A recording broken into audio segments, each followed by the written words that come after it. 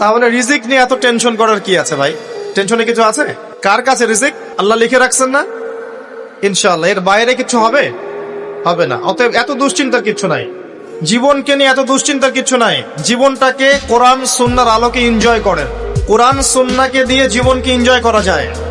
কোরআন এবং সুন্নাহর আনুগত্যের মধ্য দিয়ে আপনি জীবনকে উপভোগ করেন। টেনশন করার দরকার নেই। মনে রাখবেন, আল্লাহ যদি আপনার সাথে থাকেন এবং আল্লাহ যদি আপনাকে কবুল করেন, পৃথিবীর কোনো শক্তি নাই আপনাকে টলাবে। পৃথিবীর কোনো শক্তি নাই, পৃথিবীর সমস্ত শক্তি একত্রিত হয়ে আপনার চুল বাঁকা করতে পারবে না, যদি আল্লাহ আপনার সাথে থাকে।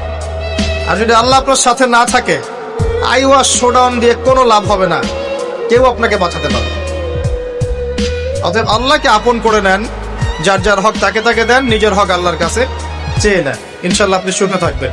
এর আগে আল্লাহ পাক একা ছিলেন, আর কিচ্ছু ছিল না। হুয়াল আউয়াল ওয়াল আখির ওয়াজ যাহির ওয়াল বাতিন ওয়া হুয়া বিকুল্লি শাইইন আলিম। সূরা হাদীদ। আল্লাহ পাক একা ছিলেন, কোনো কিছু ছিল না, আল্লাহ একা ছিলেন। আবার কোনো কিছু যখন থাকবে না, আল্লাহ একা থাকবেন। কুল্লু মান আলাইহা ফান ওয়া ইয়াবকা ওয়াজহু রাব্বিকা যুল জালালি ওয়াল ইকরাম। এই বিষয়ে কোনো দ্বিমত আছে? এরপরে আল্লাহ পাক সৃষ্টি করেছেন আরশে আজিম। কি সৃষ্টি করেছেন? বিশাল আরশ, যার ছায়ায় আল্লাহ পাক কিয়ামতের মাঠে 7 শ্রেণীর মানুষকে ছায়া দিবেন। 7 শ্রেণী। 1, ন্যায়পরায়ণ বাদশা, যেটা এই বিশ্বে খুঁজে পাওয়াটা পূর্ণিমা চাঁদের মতো।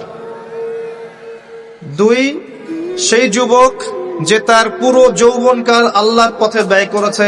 এটা সুযোগ আপনার সামনে আছে, আপনি লুফে নিতে পারেন, এই সুযোগটা আপনার সামনে আছে। 3, ওই ব্যক্তি যার কলব বা অন্তর মসজিদের সাথে ঝুলন্ত থাকে, টিকটকের সাথে নয়, মসজিদের সাথে ঝুলন্ত থাকে।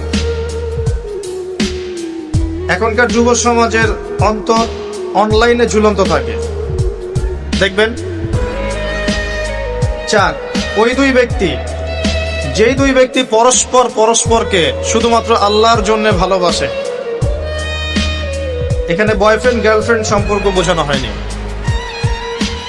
এই দুনিয়ার স্বার্থে জর্জরিত ভালোবাসার বাইরেও ডিভাইন একটা ভালোবাসা আছে, সেটা হচ্ছে আল্লাহর জন্য ভালোবাসা।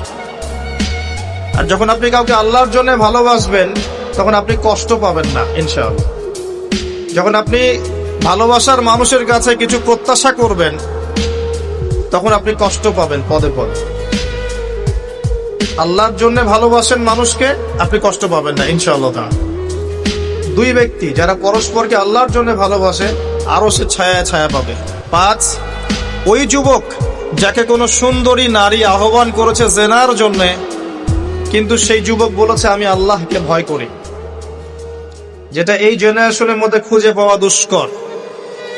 বরং তারা উল্টা প্রত্যাশায় থাকে যে কখন কোনো মেয়ে আমাকে প্রপোজ করবে।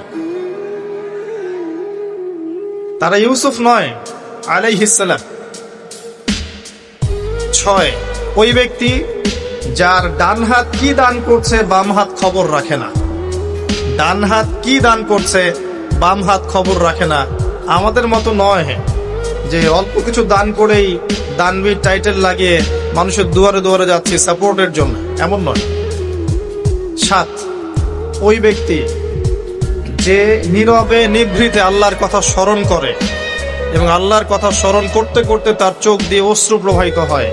এই 7 শ্রেণীর মানুষকে আল্লাহ রাব্বুল আলামিন তার ওই আরশের ছায়ায় কিয়ামতের মাঠে ছায়া দিবেন ইনশাআল্লাহ তাআলা। আমরা কি এই ছায়াটা পেতে চাই? অপশন আমাদের সামনে খোলা আছে। আমরা কিন্তু ওই যুবক হতে পারি, ওই 2 ব্যক্তি হতে পারি, ওই ব্যক্তি হতে পারি যে মসজিদের সাথে সম্পর্ক রাখে, গোপনে দান করতে পারি, রাতে নিভৃত আল্লাহর জন্য কাঁদতেও পারি না? সব সুযোগ আমাদের সামনে আছে। আল্লাহ চাইলে আপনি ন্যায়পরায়ণ বাদশাও হতে পারবেন ইনশাআল্লাহ, যদি আল্লাহ আপনার তাকদিরে লিখে রাখেন। এটাও সম্ভব। চলে আসেন আরশে আজিমের পরে আল্লাহ পাক সৃষ্টি করেছেন কলম, এবং কলম সৃষ্টি করে আল্লাহ পাক পুরো মহাবিশ্বের তাকদির লিখেছেন।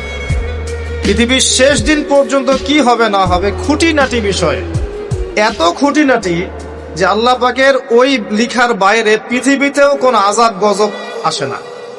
যা লিখা আছে ওটাই আসবে। পৃথিবীতে যা আসছে যে